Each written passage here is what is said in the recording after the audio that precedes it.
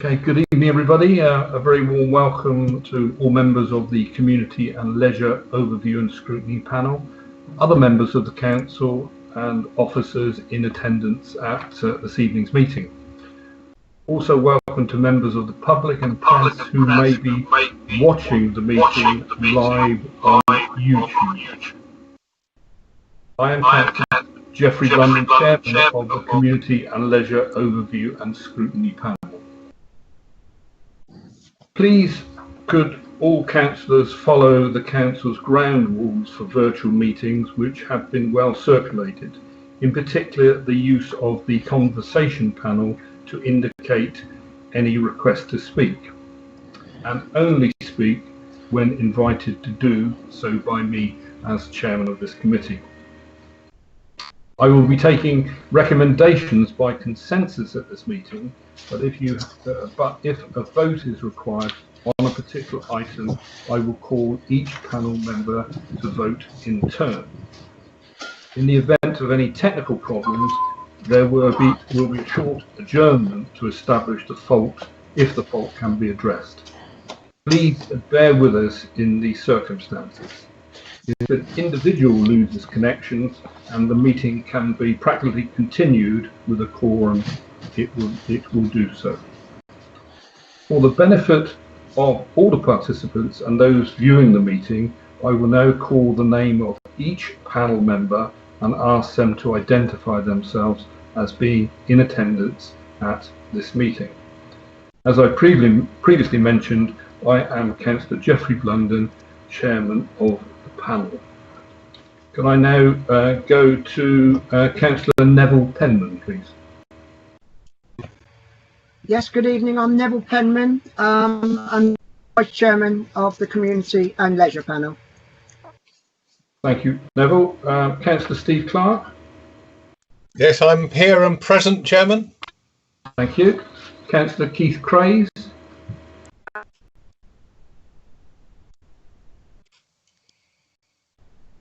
Councillor Keith Craze? Okay, we'll move on. Councillor Arthur Davis? Present, Chairman. Thank you. Councillor Barry Dunning?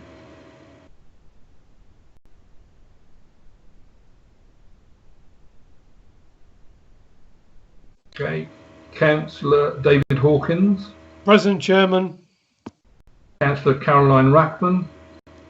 Present, Chairman. Councillor David Russell? Present, Chairman. Councillor Alex Wade? I think that was Alex Wade. Councillor Alex Wade?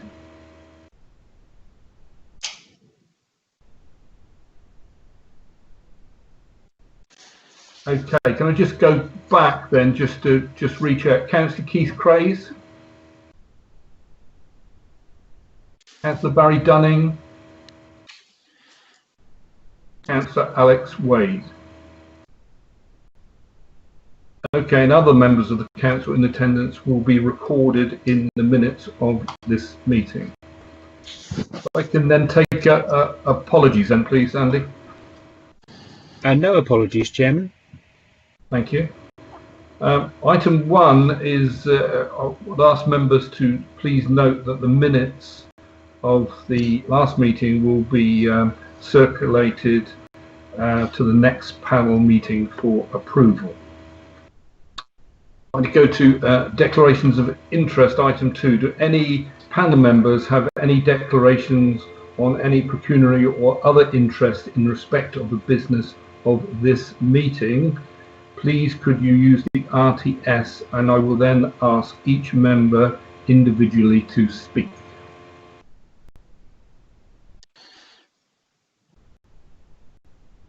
Just pause for one moment. I don't have anybody responding.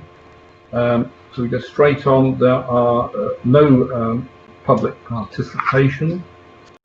Then go on with the agenda. I'm going to bring forward item 5 first, and that is community engagement presentation. And if I could ask Ryan Stevens to deliver the presentation. Over to you, Ryan. Thank you, Chairman. I'm just going to share my screen with you. Hopefully you'll be able to see the PowerPoint presentation. Does everyone see that? Yep, I have that. Thank you. Everybody else all right? Yeah, fine, thank you. Yeah, so thank you. So there's a presentation. This was myself, Jamie and Nikki will also make a few comments as well. So I'll give a bit of background. I'll go over the themes, look at some early achievements, look at what the Task and Finish Group panel have talked about on work streams, and then some initial recommendations.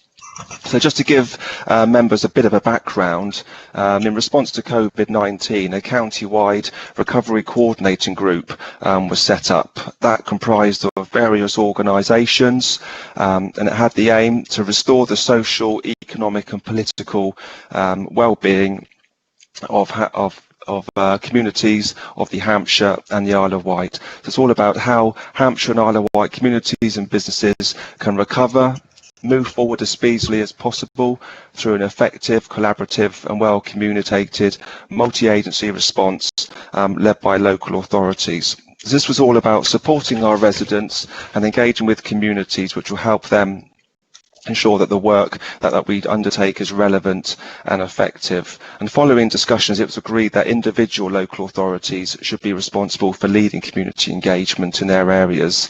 This decision was based on the recognition that local authorities are closer to their local communities, they're best placed to respond to the issues and the needs that are being identified.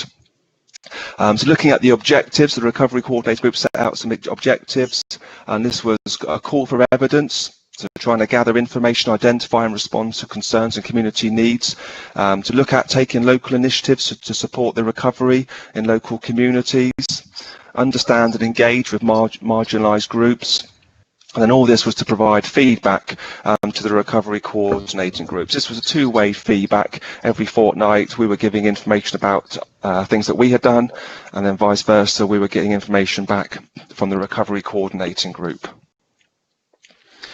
To support those objectives, this is all about community engagement and social listening. So we were looking at, with the Task and Finish group set up, 10 members were involved, and we looked at developing a list of organisations that we need to engage with and understand who they support, what their experiences are, what the impact of COVID-19 has been on them and the community that they serve, and then looking at assessing the overall impact of COVID-19 on our communities and understanding the challenges faced by the communities, what support is needed. And not just looking backwards and at the current problems and issues, it's also trying to identify any foreseeable issues as well. So that might mean if we know about issues that might be happening in the future, we can put things into place to try and mitigate that or be prepared. And it's all about, as well, enabling local communities to provide feedback and raise issues and concern. And again, we engaged with all the town and parish councils. So all of this was looking at to shape our response to support the recovery and foster positive community relations. When we're looking at community engagement, obviously it's a huge area, impacts across the district, numerous organisations. So to try and make this a bit more manageable, we actually split this into five themes. We had a lead officer and I think 2 or 1 members from the Task and Finish group assigned to each of those groups. And these were some of the areas that we thought would cover mostly the impact of COVID-19 on our communities. So looking at those on the front line and most in need, looking at community safety and well-being, looking at communities, families and young people, arts and cultural, and then the sport and physical activity sector as well. So we engaged with, it says 88 organisations there, I suspect it's probably gone up. Mostly through Skype. We had various meetings, we did questionnaires, sent questionnaires to all town and parish councils, various organisations, email and phone calls. And what we did find that there were common overlaps across the themes, and we knew that from the start. But also it might be that, although for argument's sake there could be a debt or digital poverty, that could affect different groups in different ways. So we looked at those 5 different groups And then we started off looking at our community engagement.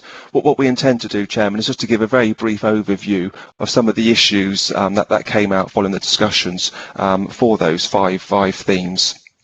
Again, we haven't got the time to go into lots and lots of detail, but you can see we did actually discuss lots of topics, lots of issues. All the organisations were very engaged, and some of the issues that were coming through from the front line and most in need, things such as furlough and unemployment. So obviously the furloughs due to end September, October, that could be a future impact. People were being made redundant, contracts weren't being renewed, 0-hour contracts weren't giving people hours of employment after lockdown. That they were some of the big issues coming through. We've also already started conversations with Department for Work and Pensions and Job Centre Plus about youth hubs. So that's all about supporting young people into work, or those that have lost employment into employment. Those maybe wanting to start self-employed businesses or need support. So we're in discussions with the DWP and Job Centre Plus about how we can pursue that. Debt, both current and future, people getting into debt back in March, April, May, debt leading into rent arrears, council tax arrears, credit card arrears, and again looking forward when furlough ends, agencies were expecting another spike in those issues. Reduced support, so people were getting a lot of support before, that network suddenly reduced significantly for a number of reasons. Volunteer capacity, so a lot of organisations, their volunteers maybe were in one of the vulnerable sector, so they couldn't support. And on the flip side of that, you had a lot of people who were furloughed becoming available and volunteering. So some of the organisations were saying once they all go back to work, back to university, or whatever it might be, that will have an impact on their capacity as well. There was also a sudden increase in demand. So again, this wasn't something that was brewing over several months, and we had an inkling it was going to happen. A lot of this was quite sudden. Organisations had to respond quite quickly and be reactive. Some of that meant they didn't have adequate office facilities or ICT or procedures in place, so they had to try and adapt quickly. They also discussed about the needs to nod in employment educational training.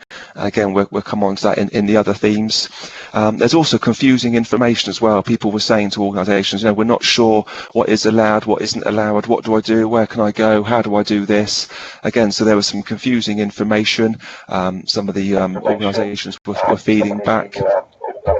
We also talked about a community hub, so identifying key communities, trying to be joined up, where we can share resources, share information, have a more coordinated approach, so it's a better customer journey for the person involved. They get a good service, they know where services are that can support them. Also brings economies of scale, brings savings as well. And we also talked to town and parishes as well. Some of the key messages that were coming out from them is that they know their community, they were able to respond quickly, they're keen to work with other organisations and other partners, and they're keen to reserve services to support the elderly and the vulnerable as soon as possible. So they were some of the key themes that were coming through. And what we have done is collated an impact assessment. So we've looked at all the different categories that I've mentioned here, and we'll come on to the other themes. And we've compiled a detailed impact assessment of all the different groups on what they fed back to us. Any comments on that? Or shall we go on to the keep Not got anything coming up at the moment, Ryan, so if you Okay. can find it. Yeah. Thank you. The next one's Nikki. I don't know if Nikki, you want to say just a couple of words? Yeah, thank you, Ryan. Yes, as you can see, I was tasked with the community safety and wellbeing. So we met with the police. They provided lots of crime and antisocial behaviour data. It did decrease during lockdown. It's now returning to expected levels. People are staying at home, working from home, lots of reports on COVID. So that was the antisocial behaviour reports, really. Community safety, we all agreed, that is a statutory function of the community safety team and our strategic partners. So we parked the community safety, that is being run. We have our strategic assessment, and then from that our partnership plan, which this panel also looks at. So we left that to one side, and then we met with the counselling groups. All of them were running. They were running virtually, either on the telephone or supporting their clients through Zoom calls. A lot of the clients preferred that method. There were much less DNA rates. DNA did not attend.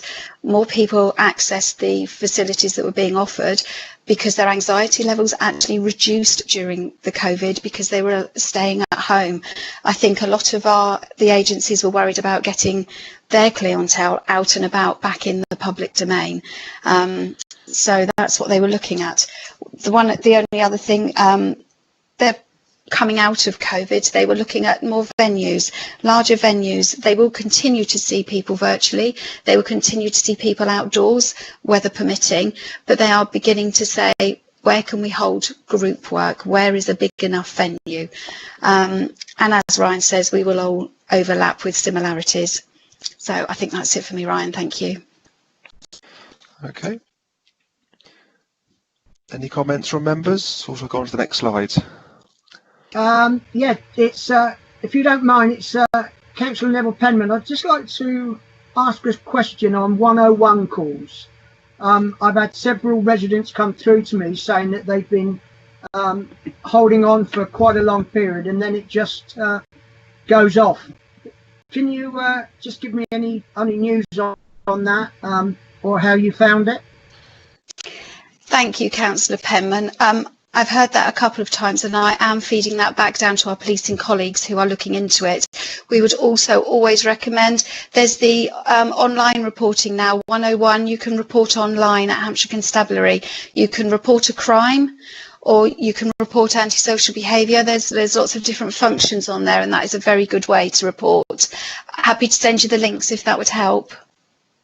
That would be great. Thank you very much indeed. Thank you. Yes, I've got Arthur Davis here. If members could kindly use the link, please. I've got a certain amount of server problems. I don't know what other people have, but Councillor Arthur Davis. Can I cancel that, Chairman? It's been answered. Thank you. Yeah. Okay. Fine. I haven't got anything else coming up. I've got Councillor Keith Craze. It says he's typing. Keith, are you wishing to ask a question?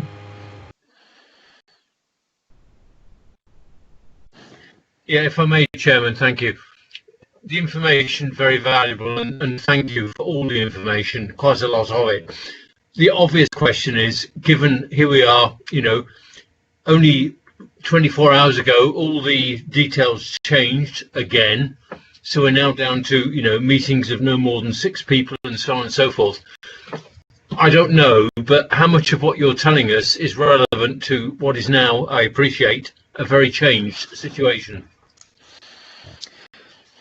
Yeah, if I can answer that, Chairman. Yeah, that's obviously a lot of this engagement was undertaken July or in August. Things are going to be changing all the time, and I suspect they're going to change again in the future. And the purpose of this is to, and one of the recommendations which we're coming on to, is to have that continual engagement. So as things change, as rules change, the law changes, guidance changes, the idea is we can work with all the organisations to make sure we can get that information out. And it may be that what we were discussing before has to be altered because the rules have changed again. So this isn't set in stone. The idea this is going to be fluid and flexible and be adapted to whatever it needs to be. Okay, thank you, Ryan. Okay, there's still some more information to come. So looking at theme 3, this was all about communities. Okay, this is all about communities, families, and young people. And again, some of the issues that were coming out was the need for a change in delivery. And for some, that was really good. So some it forced them to look at how efficient they were using ICT, how they were working. They set up Zoom meetings to enable to speak to people, which was very positive. But on the flip side of that, a lot of people liked face-to-face meetings. They're not particularly confident with IT. They need to gauge people's reactions and how they're feeling, and they were saying that loss of face-to-face was a factor as well.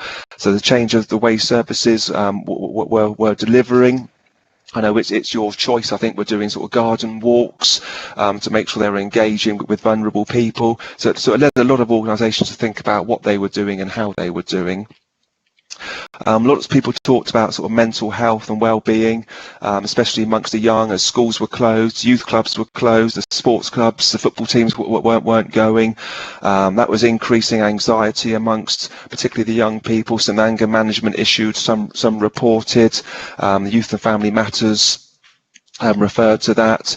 Looking at the CAMS waiting list, again that was on hold, so it meant people weren't being referred or weren't getting the support they needed. I know New Forest Disability Information Service had a reduction in volunteers. A lot of those were vulnerable, so some people weren't getting the support to make their benefit appeals as promptly as what they might have done before. We've talked about accessibility as well, things like people not being able to get out, not being able to go to these venues might not be accessible for some people. And already as part of these engagements, we've got Age Concern and Community First Wessex talking about how they can provide the minibus service to pick up some of the elderly people to make sure they can go to their appointments or still be able to get access to services.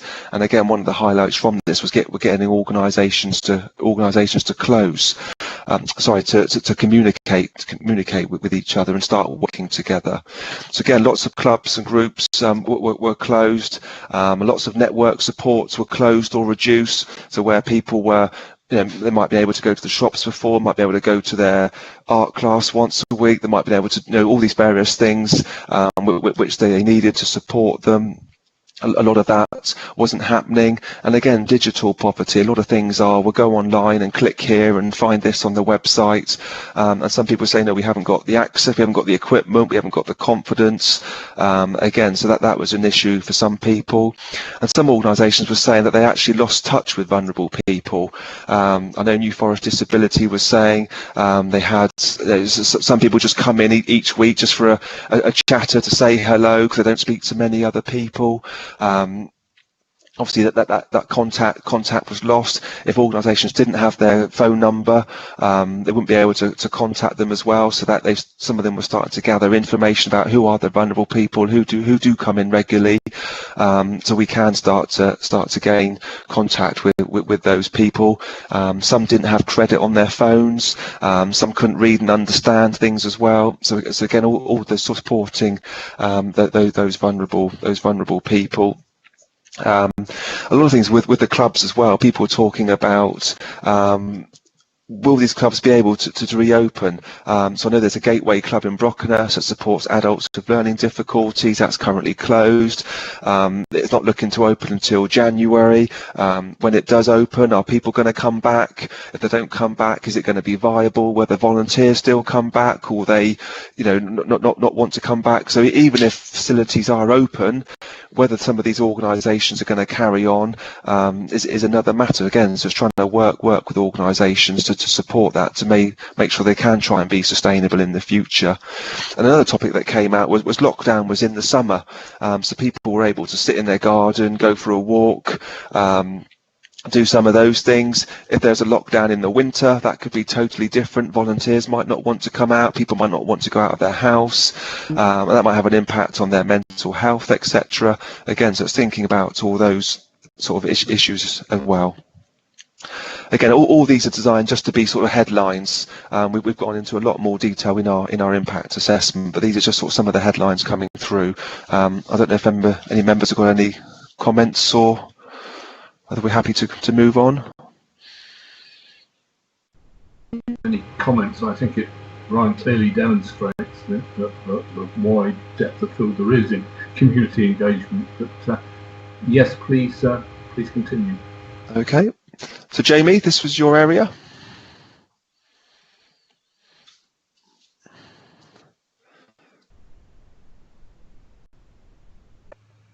Hopefully you can hear me. I'm having a bit of trouble here with the headphone jack. So yeah, we're okay, Jamie. Yeah, you're fine. Brilliant. Thank you. Yeah, so we were tasked with looking at a couple of sectors. The first one being the arts and cultural communities. And as you've already heard, the purpose of talking to these community groups that we have was to understand what they are seeing with the groups that they connect with.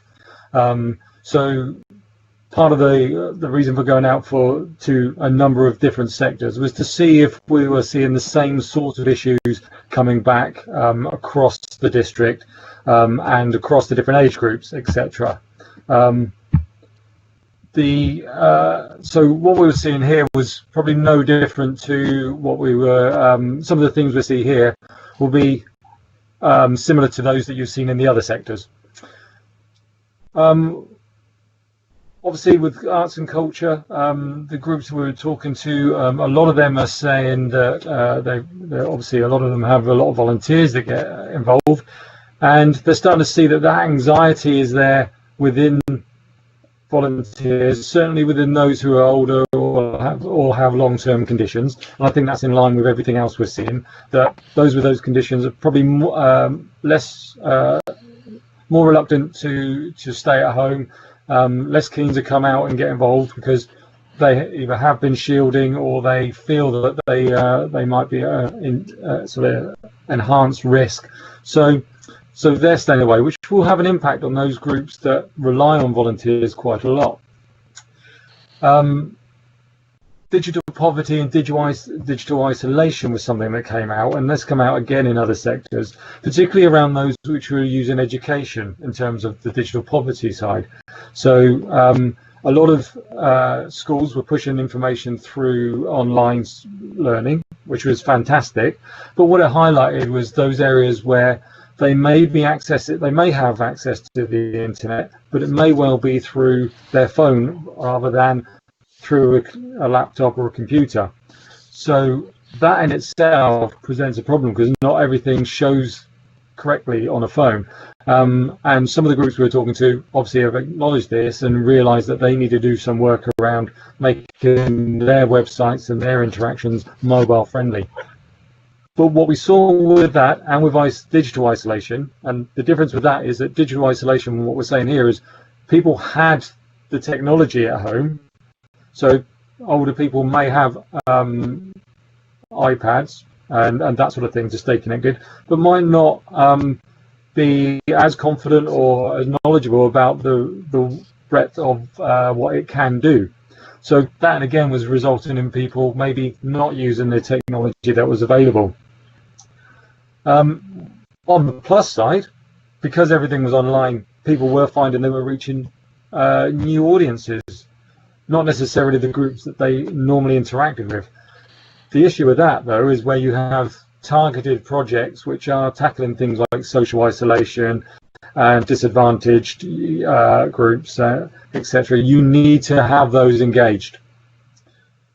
Again, across the board, young people's mental health, older people's isolation, two things that came through. The young people's mental health, again, connected with the number of things that were shut down. So for young people, their network, their support network outside of their family suddenly disappeared overnight with schools, with clubs, with youth clubs, all of those going. There tended to be a feeling that people were isolated, and that's caused some anxiety. Speaking to Councillor Craze's point about changes, we acknowledge that there's changes all the time. And so what we've identified is some of the key things, and we would hope, and we will keep an eye on things as they move on. So some of these things may ease themselves generally anyway. So young people may, now they're going back to school, now some of the clubs are starting to open up, may find that that mental health issue eases a bit. Or we might find that it manifests itself in a different way and creates an issue. So we are keeping an eye on those, but we've identified the themes at this point. And again, as we said, those that are most in need are probably the ones who are least likely to engage. Those who are chomping at the bit to get out probably have no concerns about their health and are probably more confident and competent to get out there. But again, what we're seeing is those who are most disadvantaged or need the most support are the ones who are probably least likely to return in the first instance. Fran and Caroline, I don't know if I've missed anything there, but if there's any questions, please let me know.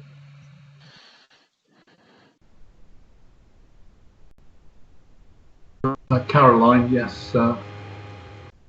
thank you. Yeah, it was just to say, well done to Jamie, because this was a really large amount of work that had to go on.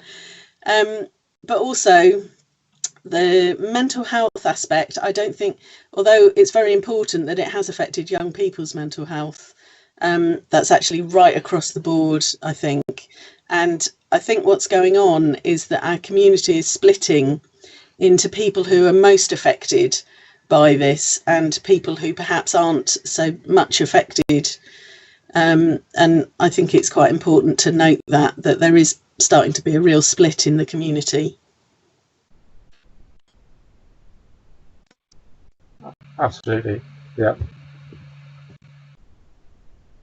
Okay, are there any other comments coming up? Thanks. Nothing for the moment, Jamie. So. Yep. So that's still me. So the last group we looked at were those in the sport and physical activity communities. And again, we'll start with the fact that what we were finding across the board was that those in most need were least active in terms of physical activity. Obviously, those in most, they were people who were shielding in this case, and or had other health conditions, long-term health conditions, which may not have required them to shield, but they were taking those precautions. Paradox there is that those are the people who probably most need to get active to get fitter, because the fitter you are, the better you are to fight conditions, not just COVID, but obviously other conditions as well, which might undermine your health, which might lead to complications if COVID was to come along. So so at the time, the groups we were talking about, we found that there was a lot of junior sport hadn't returned yet. So again, we're starting to see, we'll keep an eye and see what happens at that point. Those groups that did come back have said that they saw a level of anxiety in those young people and the mental health issues. And I think Councillor Rackham's point is probably right. We are seeing that across the board, and we are seeing that divergence of those people who are happy to come out and chomping to come out, and those people who aren't, and that sort of split in the community.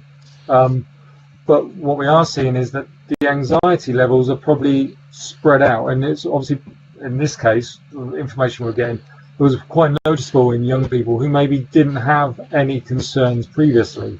So we have teams who are now looking to do mental health training, awareness, just to pick these things up and know how to deal with them.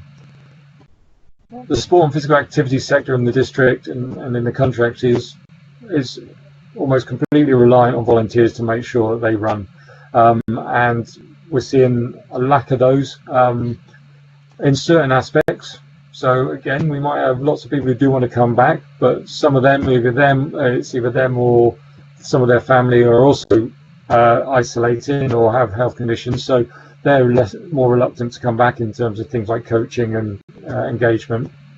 But some of the older people who do our health walks, either running them or participating, were also more cautious. This has obviously a knock-on effect with the fact that memberships are down, as people are not sure what's happening. They're not sure whether, at the time of speaking, they're not sure whether the sports were returning, whether there would be games, what that would look like. And I can say that a lot of the sports from their governing bodies have put in a return to play program, which enables those sports to have an idea of how they can come back to some sort of normality. But again, we're keeping one eye on the situation and seeing what that actually means. And with sports, it's not necessarily just our area that we need to worry about, but keep an eye on what that means for things like leagues and etc., because people obviously play wider than just across the district.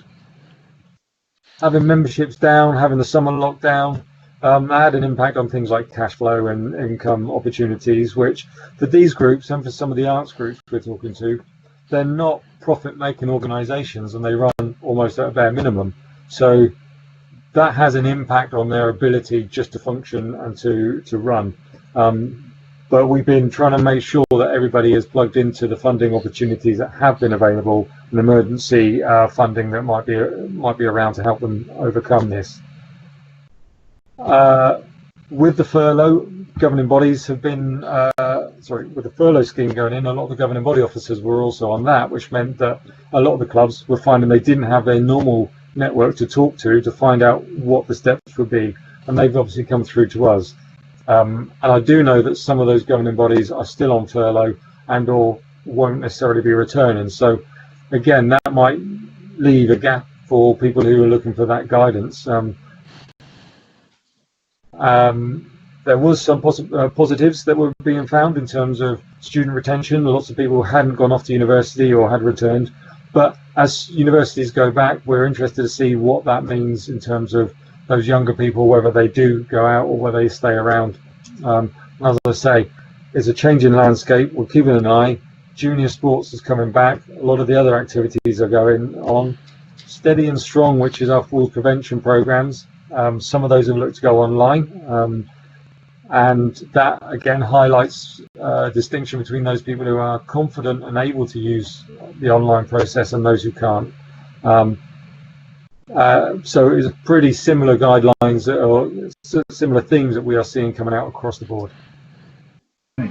One thing we are seeing, I think, with this is that the health inequalities that we currently see around the district are probably widening, and some of that may be linked to that divergence in the community that we heard about earlier, but certainly health inequalities are being impacted on quite heavily. So those in poor health are getting worse, and those who are most susceptible to poor health are getting further and further down the line. So we need to be thinking about that, especially in terms of physical activity, making people more robust against illnesses, especially as Ryan said, as we're going into winter and with things like the flu season, etc. coming, we want to make sure that people are fit and healthy as they can be. Very important point, Jamie, that last one. Any questions coming up? I can't see any. Andy, I've got a note here. Have you picked up on that Councillor herself trying to get in? Yes, I couldn't see her waiting in the lobby, but I have sent her a link just to make sure she's got it. Okay, and I hope everybody's picking it up okay. I've got quite a lot of server connection problems and limited functionality and Skype playing up. I don't know whether other people have it. Have you got a note of that, Andy? Does it come up on your screen as well? Not whilst the presentation is on, no. Oh, okay. Right, are there... okay, go back to Jamie then. Are there any other questions for Jamie? No. Okay, thank you very much then. Okay, thank you, Chairman. So some early achievements. So from the Task and Finish group and having this community engagement, as I said, we've engaged with lots and lots of organisations from a complete range across the spectrum. And what's that enabled us to do is to complete a detailed impact assessment that's identified all the key issues. We put completed there, but that doesn't mean completed as in it's locked away and set in stone now. That will be constantly reviewed and adapted, and one of the recommendations we'll come on to is actually using that as a basis for further work. Another achievement is increased networking. That's both internally and externally, so it's enabled us to have some good conversations, build up a rapport with organisations.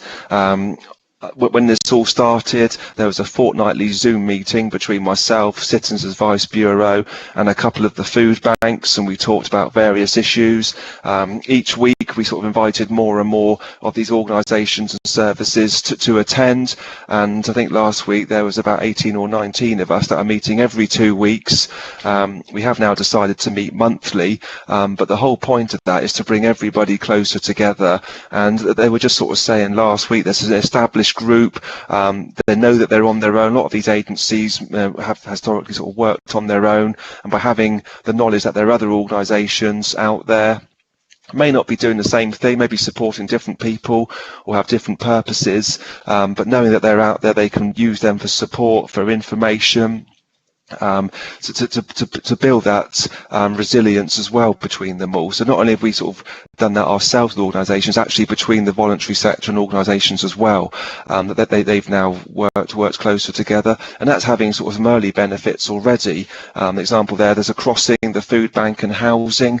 They've done a joint funding bid to look at supporting those with housing needs. We're looking at working with Hampshire County Council and digital champions to try and look at that digital poverty we've talked about. We're looking at emergency funding to support those with food and essentials, and again we've got a meeting tomorrow booked with some key stakeholders to look at how we can best utilise that funding. And organisations are now starting to look at joint funding bids as well. Often when they do that together, they've got more of a chance, or it's more successful, or more opportunities. And I know Citizens Advice New Forest, the food bank at Ringwood are looking at procuring a debt advisor.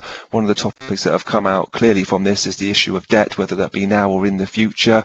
They've done a joint bid to try and get a debt advisor to support the people in their area with that. So again, bringing these organisations together now and starting working together is really good. We've done a lot of joint promotion and coordination of services. So we printed leaflets, flyers, put stuff on websites, shared information between services as well. Often people have more than one problem, so it won't just get solved in one agency. They may have a variety of problems and issues. And again, this is all about promoting what other services are doing. If someone's an expert in a service or got more resources or have more knowledge, let's put the signpost that person to where they can get the best service possible. So that's been really positive. And also a key thing was the positive feedback we received from actual organisations about our engagement. At the end of each meeting, they're all very pleased. It was extremely well received that we've taken the time out to speak to these organisations. We've brought them together. We've tried to understand their needs, their communities' issues. And again, we've said we want to make this something that we can use going forward as well. Not just something that happens now, but something going forward. And that leads on to our sort of further work streams. So what we don't want to do is... Right, can I just say there, because I've got Arthur Davis wanting a question. It may be something on that particular element of the presentation. I was listening. I'm sorry, Ryan. I was listening so much there. You had us hooked there. Perhaps I've been a bit rude by cutting in, but I didn't. Not at all. It could have waited. There was so enthusiastic about it all, which is absolutely fantastic. It was a small point, probably not relevant, but lots of these organisations, if any of them are suffering, if they could be reminded that district councils, local district, do have £1,000 now for grants, which might help if they are suffering, the real ones that are really suffering badly. Just a point. Sorry to cut you in mid. No, you beat me to it. That's one of the points on my last slide. That's not a problem. If I can talk about the further work streams. So as a task and finish group, we looked at all the information that we've gathered, looked at all the feedback that we received, and there's some early work streams that we've identified from the impact assessment. There's lots of different areas, but these are some of sort of the main ones that we can look about to going forward. And one of those is to sort of formalise and improve our community engagement, and looking at what is the council's role in all of this. We've all got some good relationships with the voluntary sector and organisations across the council. So for argument's sake, I've done over the years numerous training sessions, awareness sessions, all about universal credit, welfare reform, council tax collection, all those sorts of things. We've got Jamie doing all his great work with his sector, housing do some, Nikki doing some. I'm sure there's other parts within the council all doing this great work, all having good relationships. But we need to try and think about bringing that together, coordinating that, and also coordinate it with the voluntary sector as well. So we had good relationships. Because of COVID-19, we're reactive. We got this weekly Zoom group that went to fortnightly and now monthly. And it's looking to build on that group as well. That's been so beneficial and useful for people to start to get together and having that increased network. As I've mentioned, it avoids duplication. A lot of these organisations, are running on low income, low budgets, volunteers. They need to be cost effective. They don't want to be duplicating things that are out there already. They want to be sharing information, sharing resources, looking at joint funding bid, looking at increasing their capacity, and looking to rebuild the capacity in the voluntary sector. So a lot of these have suffered because of COVID-19, so it's looking at rebuilding that as well. And also getting member involvement as well. So I don't see this as just an officer-led, getting members involved as well. Just looking at what is the council's role going forward, and being part of a wider coordinated community engagement. We've looked at joint promotion and communication. I mentioned that already, and some of the organisations were talking about doing some joint work on emotional first aiders to support those suffering with mental health, isolation, debt. It could be any of those. Looking at risk assessments, so how can we get organisations back and working? How do we get buildings opening? How can we get clubs safely opening as well? And we've already been in contact with Community First Wessex, who do a lot of this work. So again, it's getting them to talk to whoever it might be, Leamington Luncheon Club, to how they can get that support in there. So a lot of this information is out there, just trying to make sure it gets distributed. I've talked about our impact assessment, so we've done that now, and let's look at the gap analysis, and that can form an action plan for the group going forward. Look at what are the issues, what are the factors, how can we mitigate that, how can we support organisations, how can they support themselves and work together. One of the key topics was a community hub and a youth hub, and I've touched on both of those already. So they're some of the sort of key work streams that are coming out from our initial community engagement. Any comments or questions? I got that Councillor Mark Still was typing on. Okay. Okay. Thank you. I've got Caroline. Hello. Yeah. Oh, sorry. Yeah. So I had two sort of questions actually. One thing that came up when I spoke to groups and individuals was about that they wanted more training about how to work online.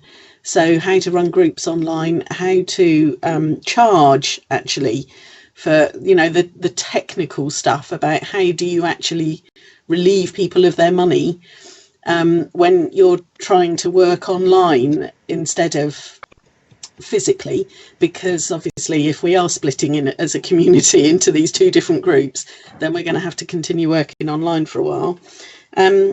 The other question was about community organisations, and I did ask something similar at the council meeting actually. So how is COVID affecting what community organisations have been able to deliver, those that have had the community grants, and how is that, what are they going to be let off from the services for having to deliver because they won't have been able to do it? Okay, so those that received the community grants last year, obviously the grant process is open now, and those that had a grant last year and reapplied, we will be asking and looking into how they've used their grant funding, how their service was impacted. So we'll be having those conversations with those groups. Those that haven't applied, again as a separate exercise, we'll be contacting those in October to discuss that with them. Okay, that's great, thank you. And the training side of things for how to work online and how to charge people and... Again, that was one of the areas that we talked about. It's in the impact assessments that we're looking towards. I know Hampshire County Council do some work. I know Community First Wessex do some work. We've got a chap called Kevin who does our digital champions. So again, it's looking at what support's out there, what funding's available. I know the Citizens Advice were looking at a funding bid last week for digital support and to improve their digital service delivery. So again, all of those types of things are in the impact assessment, part of the gap analysis, and that's what we'll be looking going forward. Thank you, that's great. Keith Craze got on the RTS, Keith.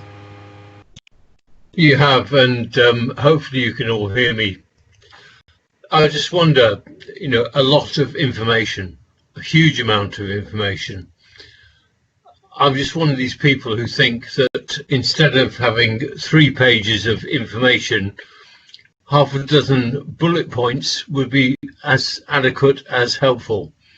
So I am a little bit confused by all the information, not too sure where we are or where we're going. Appreciate the complexities of the current situation, but I'm just a little bit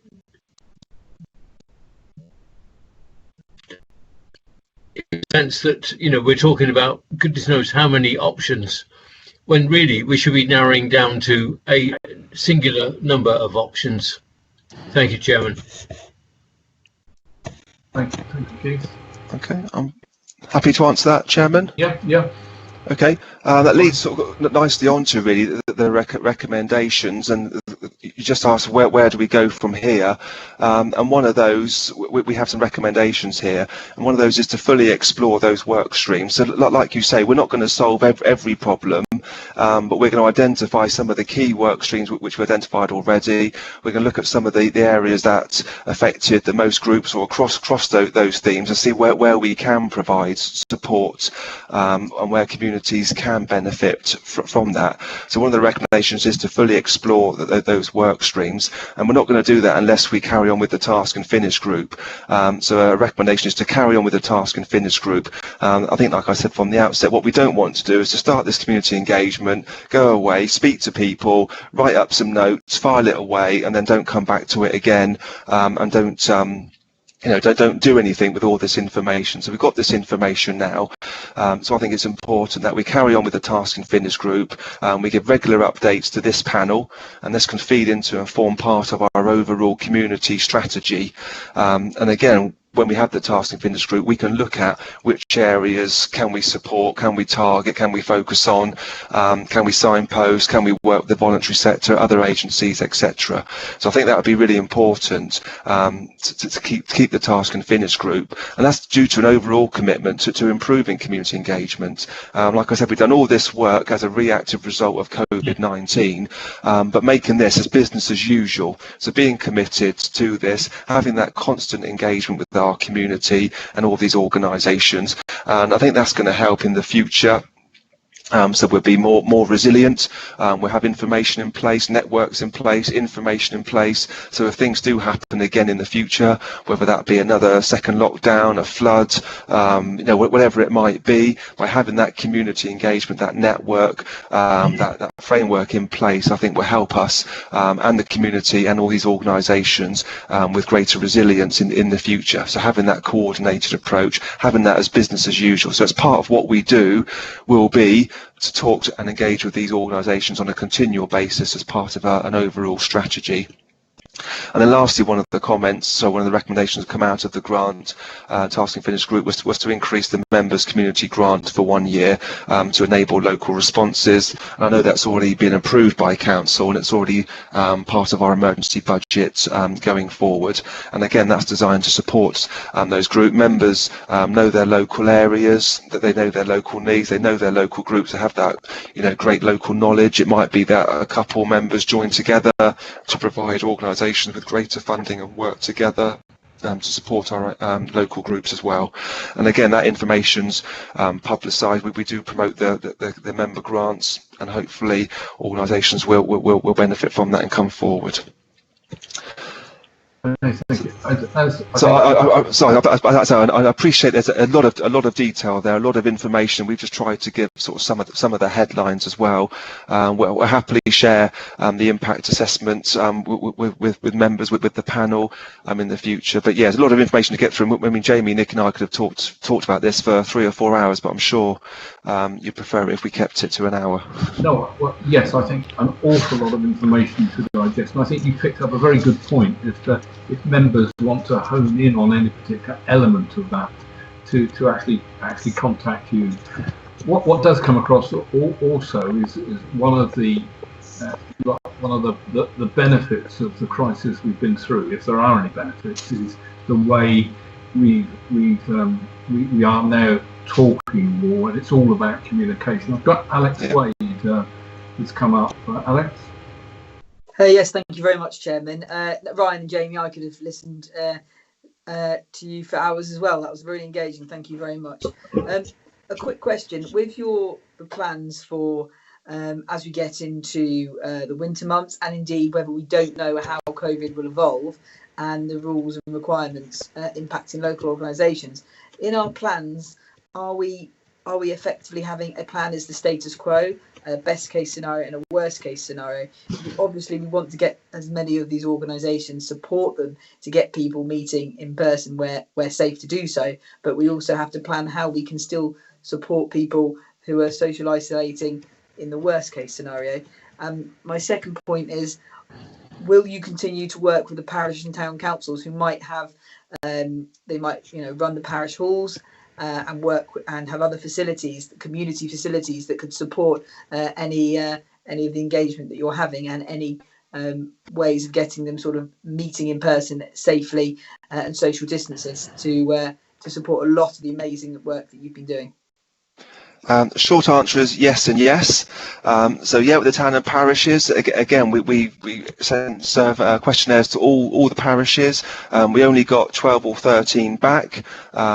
A lot of those had some good information, but going forward, we want to work a lot closer with the town and parish councils. I mean, they're on the doorstep, they're with their local communities. They did provide a lot of support and information during the first lockdown. So yes, we want to carry on that relationship. And again, going back to the previous point, this is something that we want to make as business as usual now. So all this would just be, part of the day job, not as a result of something. So certainly working with town and parishes. And the first question about status quo and different scenarios, I know we've had discussions about food banks and supply of food. How could we get that if we stayed the same, or if we had another shielding, or demand went up as well? Organisations now are looking at, well, how can they speak to their customers and clients, whether that's improving their technology by Zoom, whether that's giving PPE, maybe that's using alternative accommodation. So all those organisations are looking at that now. We're trying to get information out there from Community First Wessex, who've got a lot of information on that as well. So hopefully by having all these things in place now, if things do change, then hopefully they'll be in a better position now, knowing the impact of lockdown and where they were before, where it was purely reactive. This didn't sort of build up over 6 months. It sort of came, lockdown tomorrow, everyone had to react. So hopefully, I was going back to a point I made earlier about greater resilience. So having organisations now being able to use Zoom, getting iPads, knowing how to make their premises safe and secure, having walks in their garden rather than face-to-face, all those types of things, hopefully will enable them to improve and be more resilient going forward. Okay, well, I think I haven't got anything else, but thank you very much, Ryan, and all of you for a really brilliant presentation there. Okay, thank you. You're welcome. Okay, I heard somebody in the background, but I'm not quite sure. I haven't got the RTSs coming up, so I'd like to move on then to item 4, which is the House and Leisure Review. I think it's over to you, Cheryl. Thank you, Chairman, and good evening, everyone. So this report will provide an update on the progress that's been made since the report we presented on the 17th of March, including the impact of COVID-19 on the review timeline. So first of all, you'll find some background information in the report that I won't go through just now, as we did include that in previous reports, but that's there for reference if required. So I'll move straight on to the impact of COVID-19. So at the end of January, the council had received 4 bids, and we'd undertaken a full evaluation of those bids. 3 bidders were then due to progress to negotiation meetings in March 2020, so this year, which would have led to requesting best and final offers as we went through that process. But due to COVID-19, we did pause the review until the end of June. So we recognised that the impact of COVID-19 would affect the bids, so we agreed to restart the ITN stage. So an updated tender pack was provided to all 3 of the remaining bidders on the 1st of September. So that went out at the start of this month. So in terms of changes to that tender pack, so I just want to touch on a few of them and give you a bit of information on them. So firstly, the contract term has been adjusted slightly. It now consists of a transition year in year 1, years 2 to 11, a total of 10 years, where the original contract terms will apply, and the option of a 4-year extension to replace the previous 5-year extension option that we had on there. We've included a provision for epidemics and pandemics as part of the force majeure clause within the contract itself, and we've also been added some provisions around being able to use the centres for any future emergency responses, so whether that is another lockdown, food distribution, or any other event really. Membership and pricing has also been updated as of August 2020, and we've updated the TUPE list with any new starters and leavers as well. In terms of the questions that we've asked, that we're asking the bidders and the responses themselves, so we've instructed bidders to review their responses to all questions in light of COVID-19. So we are expecting them to ensure that they do cover that as part of their responses. We've asked them to, well, we've instructed them to include their original reference sites that we asked for the first time around, but we have made clear to them that we reserve the right to contact or visit any site that bidders hold contracts with, and we have said we'll take that into account when we're scoring their responses. We've adjusted the weighting of the financial proposal scoring slightly as well to account for year one plus the original 10-year term, and we've also just included the most up-to-date version of the corporate plan, the community matters, as that was still in draft when we first released the tender pack. So in terms of the procurement process, so the invitation to negotiate phase, we went through that at our last meeting on the 15th of March. 17th of March. Again, that's in the report, so if you want any details on that, that's there for you to read at your leisure. Stakeholder engagement, so we did pause the majority of this in March, but all the meetings are now commencing this month. We had a staff focus group last week on the 9th, and the customer focus group took place yesterday evening. As we've said in the report, we'll continue those on a monthly basis, and we hold trade union meetings. We meet with trade unions at least monthly as well. Meetings with Hampshire and schools are being organised for October, and the Task and Finish group is meeting every 3 weeks still to receive updates, including on both the procurement process and stakeholder engagement. So I'll then go on to the procurement timeline. So as I mentioned, the 3 bidders that had progressed to the negotiation stage were formally invited to retender on the 1st of September. The bids are due back on the 22nd of September, so that's next week. And bidders will then present their bids to the evaluation panel, and will then make recommendations to the Task and Finish group and stakeholder panel by mid-October. We'll then hold negotiation meetings with the bidders and then progress through to the best and final offer stage, and we're expecting to receive best and final offers by mid-November. So by early December we will have identified preferred bidders, and then in December and early January the preferred bidders will then present to the stakeholder panel and to open customer and staff forums. Those will be virtually, but there will also be face-to-face where and if it is safe to do so. So we're planning everything as if it's virtual, but obviously we'll see how things change. Feedback from the staff and customer forums will then be considered by the Task and Finish group, who will then make recommendations to this panel on the 19th of January 2021. Then following the panel meeting, the matter will be subject to reports to Cabinet and Council on the 3rd and the 2nd of February respectively. If full council then decide to award a contract to a partner to run the 5 health and leisure centres, the contract start date would be the 1st of July 2021. At the January panel meeting, we estimated a further amount would be required to complete the process. There's no change to that estimation, and we believe external advice will be contained within this sum.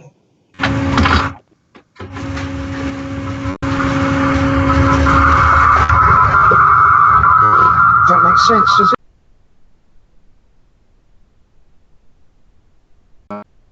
Lost that bit, but Cheryl, thank you. I lost the last bit. Does that conclude your? Oh, sorry. Yeah, just I said the financial estimation previously is still correct, and then said thank you. Okay, thank you. Are there any comments, any questions? If not, if I just take to the recommendations, which is that the. I have an RTS, Chairman. Not come up. Okay. Yeah, Alex. Yes. Thank you very much. Just a very quick question, Cheryl. Thank you very much for your presentation. with the remaining bids when they come in, all the figures that they present to us, how are they audited from the council's perspective, please? That might be a question I have to take away on that one, unless Manjit wants to come in. I think on that question from Alex, and if you could take that away and come back on that particular one, is that okay, Alex?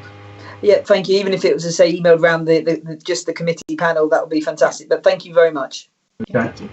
Then I can take you obviously to the recommendations again that the panel note this update reports. Everybody happy with that? Nobody's Chairman, just on Alex's question, that audit in terms of finance has been queried at the Task and Finish group. It's ongoing, and Alan Bethune is enabling answers to those questions through the Task and Finish group.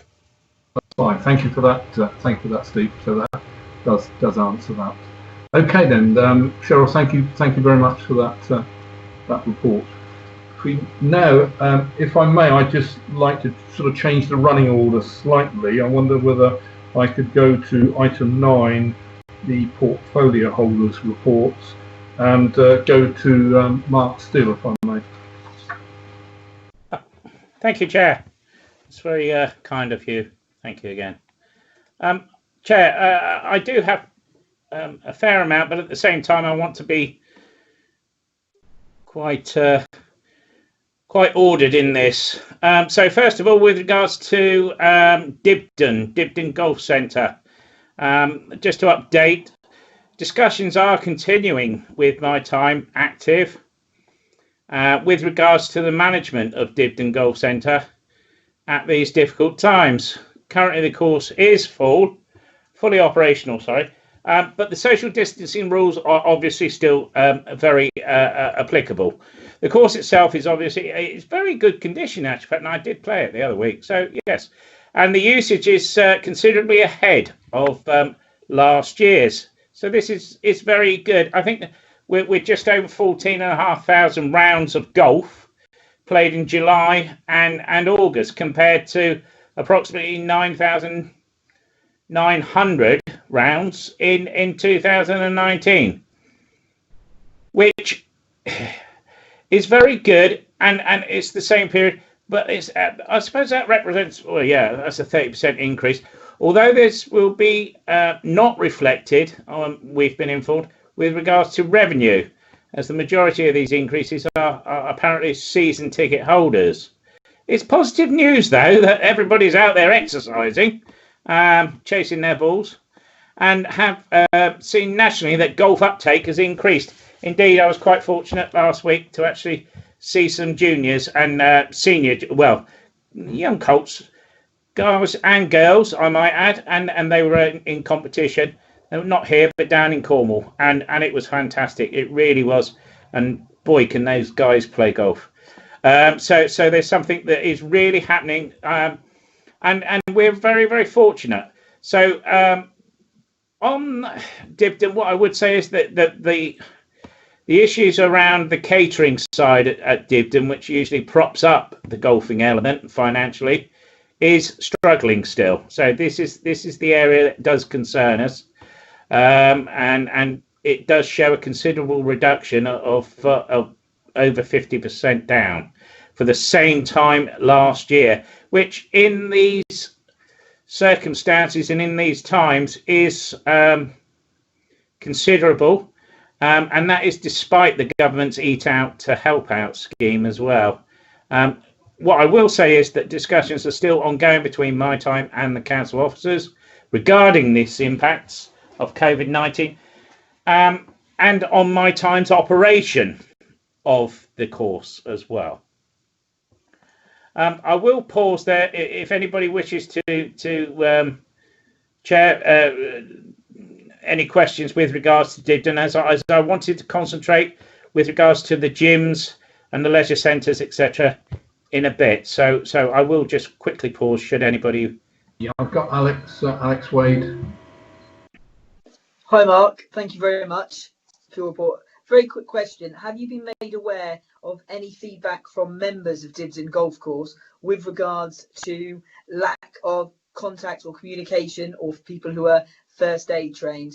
I've been aware of some quite negative feedback I've received from some of the one of the captains of the course about the lack of support for members during if they have an accident on the course, and sort of lack of someone to contact and support. Have you been made aware of such incidents, sir? Not at this time, no. What I would ask though is, when you say first aid, is that emergency first aid being present, or is that a case that that is not available at all? I think it's because normally just someone to provide. I think someone had a fall on the course, to my understanding, and normally they can be. I've forgotten a buggy. Sorry, and there's someone who's first aid trained with a buggy can at least take them back to a building or to somewhere safe off the course. And my understanding is that the member's okay, but was not particularly happy with the incident. And I believe an email has been sent to Steve Jones about it. But I just wanted to know if you're aware, as that's some of the feedback that I've had from the local captain. That's all. Perhaps if I can just call in Colin Reid there for a comment.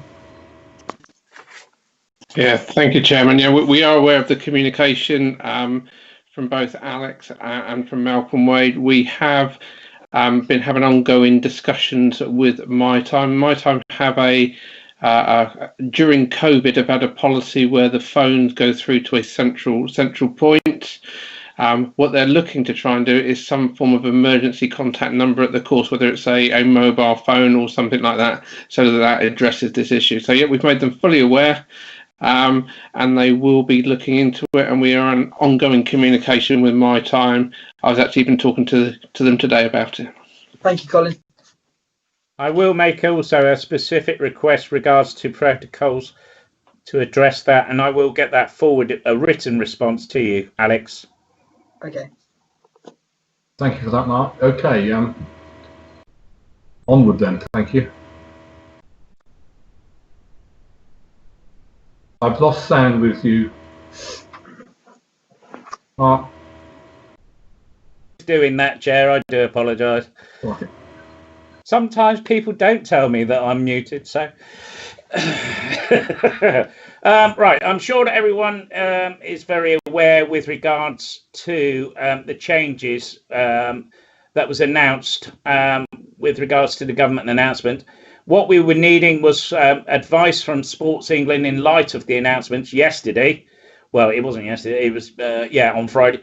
The government has clarified from the 14th that people can continue, and this is very, very important to us, to take part in organised sports and activities that have been through the return to play protocol. So this is specifically aimed at the clubs, football, hockey, cricket, so all of these clubs, and it was vital that we keep this going forward, even though we're in a bubble situation.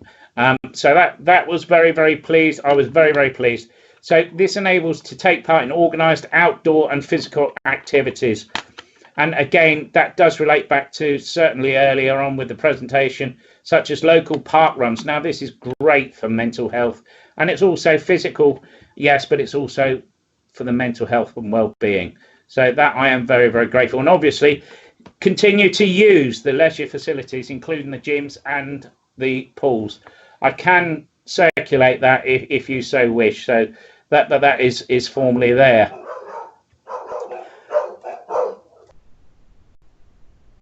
Okay, thanks. What I will do, I don't intend to take any questions with regards to that at this time. What I would do is wish to continue with regards to the gym update, and in particular, the which was asked of me, was the regards to membership and where we are and what has been happening, especially in light of reopening. So with regards to the figures, the membership is presently around 59% of what we were originally. Now in comparing that, I know that we were expecting to lose customers and clients, and certainly we have. This, I would say, is in line with what has been expected, and when we actually put our figures together and you said, look, how can we tell when we are going to be reopening? What kind of response are we going to get? So this is in line with that. What I would say is it's the rest of the market. We have started our swimming academy, and that will be starting on the 21st of September. The demand so far for this has been very good, and we will review our fees and charges for January. We have given an offer as well. So in that respect, and I've been very pleased with that, which is where I was looking for growth, because without the growth, we need to get into recovery mode, which is what the team has been focused and what they have been doing extremely well. And what I would say is, although we lost membership, if we was to convert the offer, I mean that's 360, just over 360 possible new members. So that's produced revenue on that offer, but it's also attracted the possibility of, or given us the chance to convert the 360 people in that, and that's just 1 month. And that represents, I mean, if we put that against our losses to what we were, if this was 360 new, that would represent over 4.5% increase growth, which is fantastic. I mean, if you look at percentages, which is what I do, that is well over what I would have expected. So I am extremely pleased. The team continues very strongly to deliver, and they're delivering the facilities, the cleanliness, and obviously their hard work is paying off. So all I can do is congratulate the team and make sure that they continue to actually bring a new norm. So, Chair, I will now finish, and if there's any questions. Thank you, Mark. Any questions? All quiet, Mark. Thank you very much. If then I could move on to Diane Andrews, please, for an update. Thank you, Chairman. You've caught me out because I was on item 7 first. So give me 2 seconds to get to item 9. Thank you very much. Right, portfolio holders report. Well, the reports that you have received from the officers have been excellent and actually effectively brings this panel up to date. I'd like to thank Verity and her team for delivering the website on time. I think now in reverse, Matt is going to do it after this. So thank you to all the team who brought in the website on time and under budget, despite the difficulties of COVID. So well done to you all. I have attended various meetings in the last 2 weeks. Safer New Forest Strategy and Delivery Group met yesterday, and due to structural changes within Hampshire Fire and Rescue, Ben Allen will now be leading on the modern slavery and human trafficking, and Steve Ash, who was the representative, will continue to sit on the strategic board for Hampshire and will liaise with Ben regularly for feedback to and from the partnership. The Modern Slavery Awareness Day is still planned for the 18th of October. I did attend the Domestic Abuse Forum in my role as chair of Safer New Forest. I'm a member of Hampshire County Council's Health and Adult Social Care Select Committee, which also met yesterday. The meeting looked at the various ways hospitals, care homes and surgeries have adapted to treat COVID patients and protect those who are having routine operations. Information was also given about track and trace and COVID testing. There was a huge amount of information, and if you are in any way interested, you can view the meeting on YouTube. On Thursday the 17th, I will be attending a webinar on public health hosted by the Right Honourable Matt Hancock. I will report back if there's anything of relevance to us. Now, up to date, as you know, the portfolio holders have been asked to examine the fees and charges within their portfolio to see if savings can be made. Well, there are only really two main income strands in mine. One is CCTV, and we do not intend to raise the contributions that are paid by towns and parishes, as agreements were only recently signed. Apple Tree Careline is the other income. We've reviewed our charging structure against those of our competitors, and we are actually comparable to them. To increase charges at this current time would put us in a non-competitive position for the rest of the financial year. And more importantly, I believe that it would come at a time when our users are at their most vulnerable and probably with reduced income. So with the digital switchover in 2025 from analogue to digital system, a review of the system delivery is underway, which will include alternative digital care line units for clients. So it's envisaged that we will have a clearer understanding of the cost implications of this in December of this year, which will then inform the charging structure for 2021-22. Thank you, Chairman. Thank you very much, Diane. Any questions for Diane, Councillor Diane Andrews? Oh, it's all quiet, Diane. Thank you very much. Are you sure there's still somebody there? There are. Thank you. Thank you very much. If I now move back onto agenda slightly and go to item 6, and that's the Safer New Forest Partnership Plan for 2020-21. An update on that, and I believe Brian, but I believe it's Nikki Swift is going to present that. Thank you, Nikki. Thank you, Chair. I'm just going to share my desktop with you. I do have a PowerPoint, but I promise you I won't go through it word by word. I think you can get the PowerPoint from Andy Rogers. He'll put it into the minutes. Can everybody see it? Let me just... Are we there? I expect you can just see yourselves. Can you see this? Yes. Yeah. Thank you. Okay, so I've been asked to come and update you on the first 6 months of our partnership plan. So, as you know, we came with you with a strategic assessment in January. From that, we write our plan. The agreed priorities for this year were children at risk, modern slavery, human trafficking, drug and alcohol-related harm, and domestic abuse. We also, within the plan, wanted to touch on frauds and scams, which has been very relevant at the moment. So, during lockdown, the plan was still completely relevant. We just adapted it. We had to hold a lot of virtual meetings, updates. The Safer New Forest Strategy and Delivery continued to run. The forums ran in a Skype format and Microsoft Teams, and on the right hand side, hopefully you can see a leaflet that was produced by the community safety team, liaising with all our domestic abuse services and all our partners, and that was distributed across the forest in all forms. So it was all virtual, and all the partner agencies helped share it.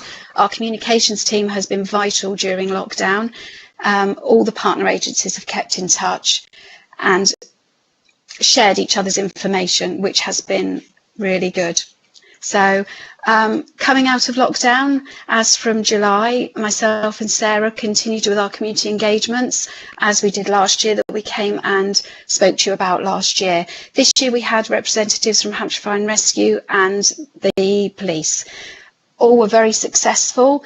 We saw far more people. I think coming out of lockdown, people were far more interested in shopping outdoors. It was great to see so many people. I will skip through very quickly. I have got more information if you'd like it. Everyone is really happy still staying in their area. The demographics remain very similar. We've got a white British elderly population, can I say. We did engage with a few more young people that were out and about, and it was pleasing to see that the locals are still very, very happy where they live. You may not be able to see this slide so well, but it is a comparison of the questions that we asked last year to what we asked this year. There's not a huge increase in any complaints, really. I would just say the antisocial behaviour, as we spoke about before, is slightly increasing, and that's because of the COVID regulations and I think people's expectations as well. So what for the next 6 months? Well, during September and October, we will engage again with our town and parish councils. We will be sending out the same questionnaire as last year, so we will then have a comparison. We will then also be seeking the views of the young people. I'm not expecting all the schools to participate this year because I know it'll be a little bit more tricky, but we're engaging with the youth groups, the young carer groups and our Early Help Hub colleagues, which will help circulate to the young people. The Safe in New Forest conference, we did have booked for Monday the 16th. As from yesterday, the group have agreed, the partnership have agreed that this will be postponed this year.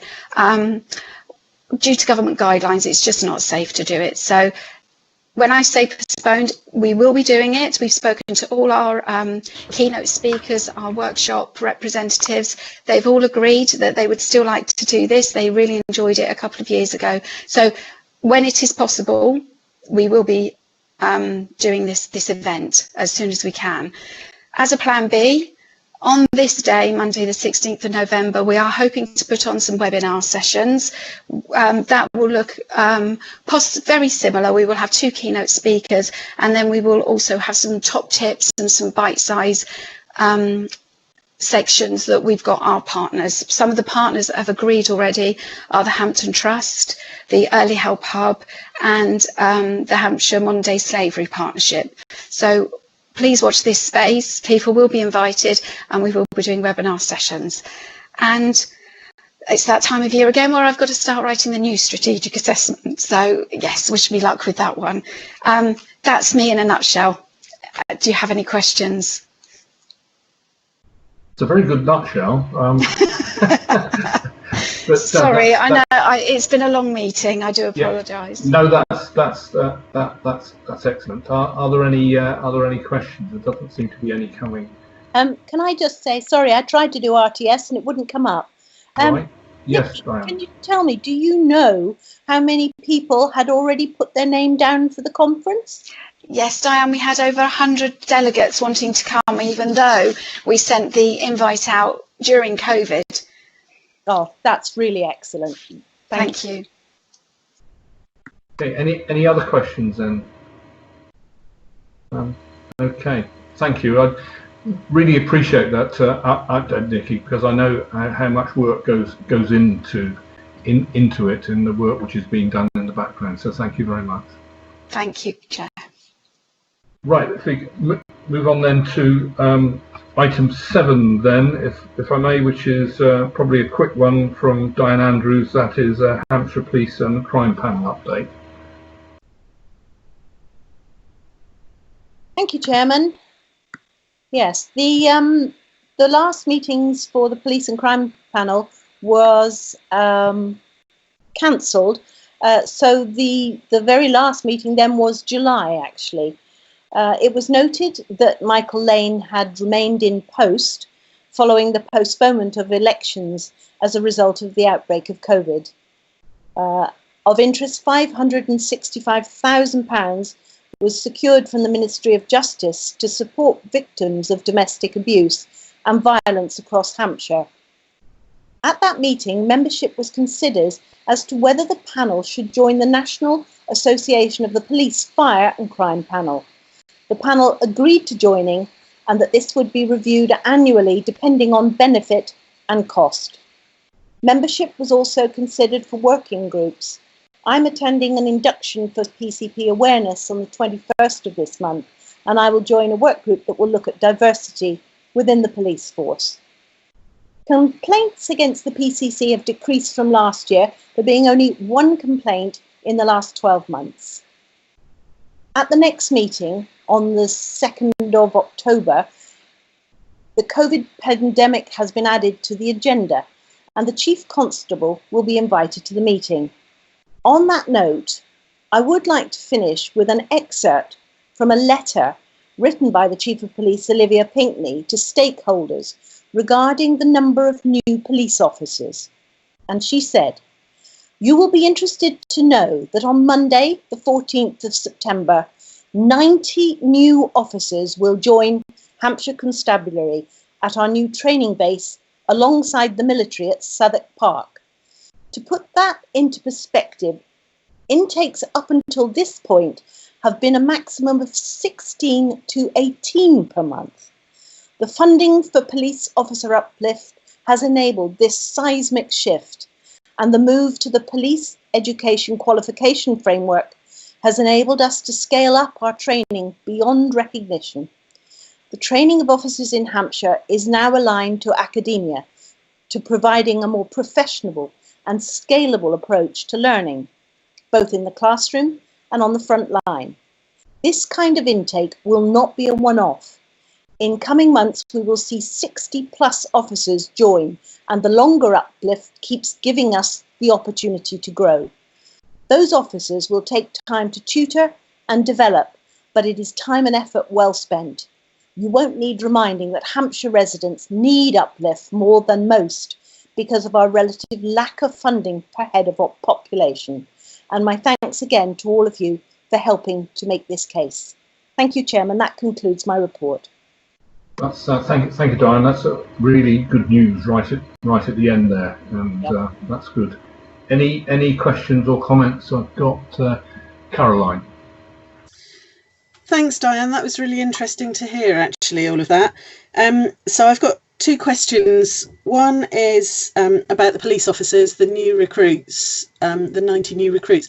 Do we know how many are leaving at the same time as those people are, we're sort of gaining, so that we have a better idea of numbers? No, but I mean, I don't, but I can definitely get those figures for you, Caroline. Might be useful. Yeah, thank you.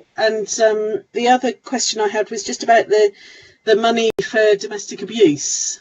I just wondered how much of that we have, and in which case do we know what's being done with that money to help people? I know it was pretty thinly spread across Hampshire. But are you talking about the New Forest in particular here? Yeah, well, yes, our district area. Okay, so you want to know how much we got out of that. I'll find that out for you, definitely. Okay, thank you. Thanks very much.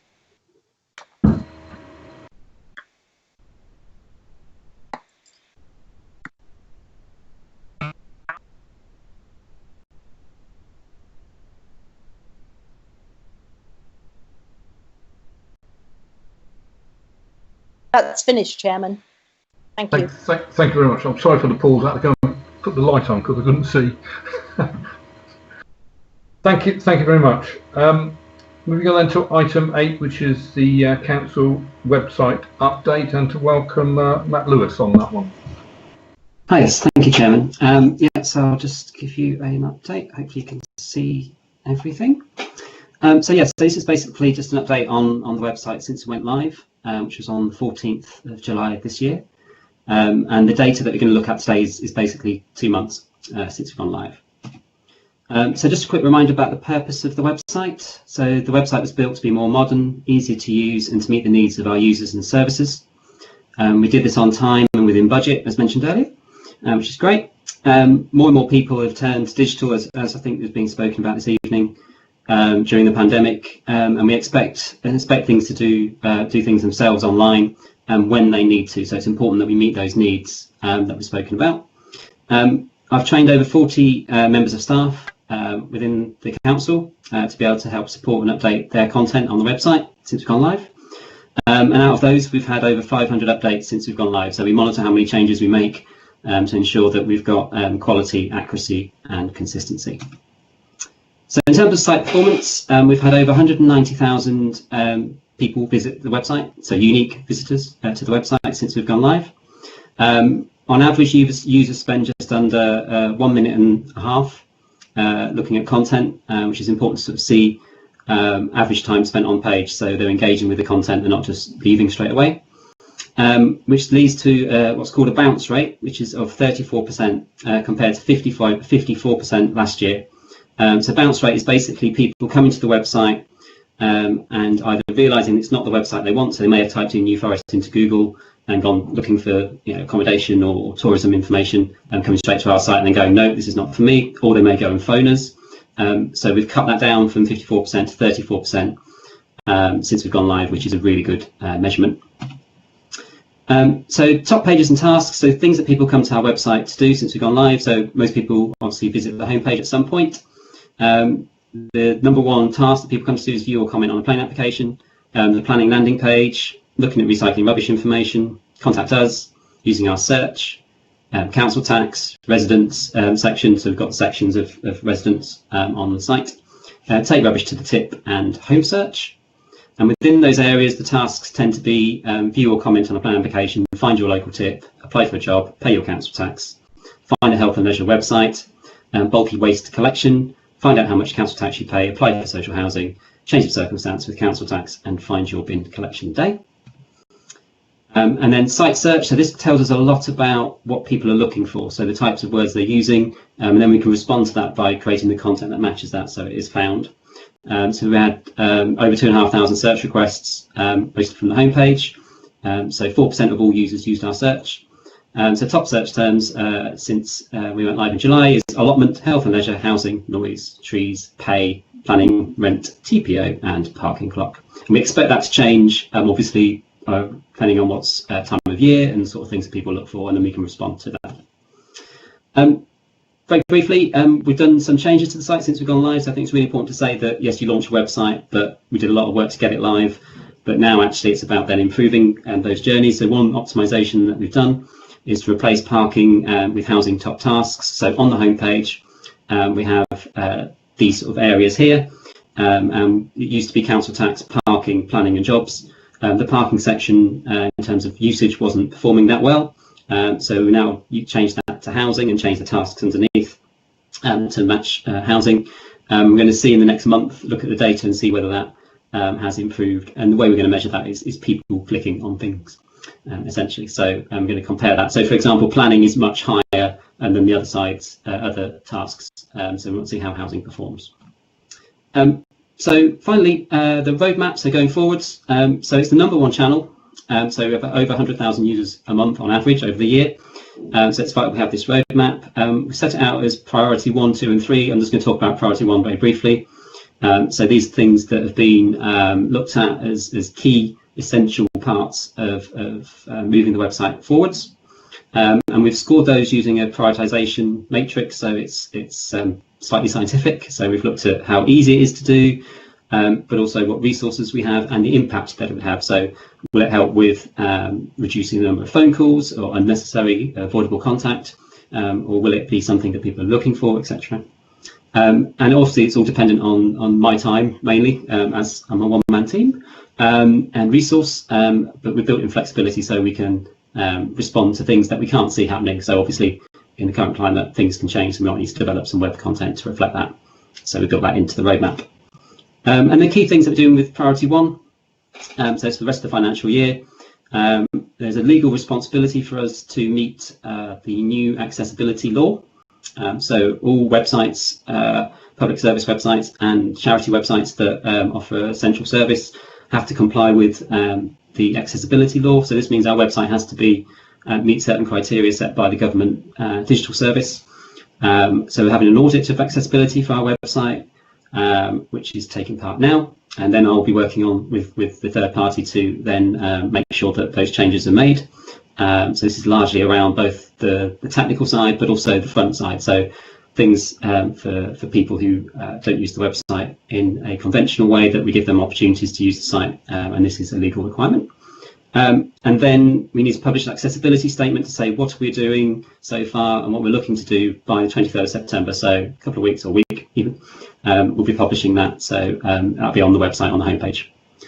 It'll take about 6 months to complete, but it's an ongoing process. So accessibility is massively important to us. And then the other pieces of work that are top priority in the next couple of weeks and months, implementing web chat. There's been some issues, technical issues with web chat, but we're just testing that as we speak. So hopefully that can go live with the new web chat shortly. We're looking at supporting building content for shared ownership service. So I was contacted a while ago about that. So that's on the roadmap. And although it needs to be a bit more detail on, but the phase 2 of the digital project. So phase 1 was the website, and phase 2 had lots of different elements to it. So that's being worked on at the moment. So obviously we've built that into the roadmap. And that's me. Any questions? Right, one question from me to start off with is you say you're a one-man band, and I get that, but who externally then is sort of monitoring the website? Is there any sort of external input into it to give any feedback to you? Yeah, so we use some software to analyse the website. So all that data came from some software that we had. We also use another piece of software which gives us some audience feedback. That is something that is in a priority 2 section, which is to get some user feedback. But we're also guided by best practice, and best practice comes from the Government Digital Service. I've worked with them many times before in previous lives. So best practice comes from them, and they will be the ones assessing our website in terms of the accessibility guidelines. In the past, there has been an organisation called Scrutiny, Society of IT Managers, who used to rate every council website. Increasingly, that's become less important going forward. So it's more about the feedback and the usage. So most of that is me looking into that, but also I'm members of several sort of forums and groups to share best practice and ideas. Okay. You mentioned that you altered the front page slightly. So what was the driver to make that decision? So as I said, the parking section on what we call the top tasks. So top tasks are all driven by data. Right. So what was meant to be there are the things that are the most popular parts of the website, essentially. We found that the parking section was vastly underperforming compared to the other sections of council tax and planning. There was a request from the housing team to see whether we could see whether housing performs better, and some of the housing pages obviously do come up as top pages, which we mentioned earlier, like home search, for example. So we're going to test that for a month. So we're going to look at the data after a month, compare that to parking and to other sections of the website, and that will see whether it's performing better. My gut instinct in the data I've looked at so far is it will be at least twice as popular as parking was. Thank you. If I go to Alex Wade. Just very quickly, from a personal perspective, I think the new website is much clearer to read. I point out particularly the planning area and the planning pages are so clearer to be accessible. And I think it's one of the most popular pages, as you mentioned earlier in your report. This is really appreciated. So I'd just like to say thank you. A little disappointing that councillors don't come up on your top 10. Well, yeah, it's what the audience wants. I'm afraid. So, we can strangle data to tell us so much, but yeah, we'll have to see how popular it might get. And I think obviously nearer elections and things like that, those pages will become more popular, and we can reflect that on the homepage as well. It's really good, by the way. I'm really impressed. Thank you. That's very kind. Thank you very much. Yeah, good answer on the councillors. Diane, did you want to comment on any of that stuff at all? No, I think it's just absolutely amazing, as I said earlier, about how much they've done. I think the new pages, I like the idea that there is the ability to, as the seasons change, because obviously as we get towards Christmas, 14 weeks and counting, things will change. People will be looking at what the bin collections are, and you have the adaptability to be able to change that front page, and I think that is amazing. That's really good. Yes, thank you very much. And no other questions. So thank you, Matt, for that. Thank you. Okay, we move on to item 10, which is the work programme, which has been circulated. There've been a couple of suggestions, additional ones put forward, and that is the performance update. That's the dashboard to go on January, and also Dibden golf course to go on the January meeting. Are there any other other comments on a work programme? If I go to Colin. Thank you, Chairman. No, that was it. Just the golf course. We'll give an update on the Dibden golf course in January, following our discussions with My Time. Okay. Thank you. So no other comments. Chairman, if I may, sorry, apologies, it's Brian. Chairman, apologies, Chairman. In January, we will, as Nicky's indicated, we will have the draft strategic assessment for 21-22. So we will, I think we take it to the strategic board in early January, but certainly the draft version, I think, should be discussed and updated to members. So we'll bring that for discussion. Right, that's good. Thank you for that, Brian. Any other comments? Just hold for one moment. there aren't any, then thank you. I will move on, and that's the item 11, which is the dates of meetings for 2021, 22, and they've been circulated as on the agenda sheet. It says here, item 12, I have no other items which are urgent, so just remains to me to say thank you all very much, particularly the officers right the way across for the presentations tonight. So really very interesting. Thank you all very much for attending, and I look forward to seeing you all at our next meeting. Thank you very much. Thank you, Chairman. Thank you.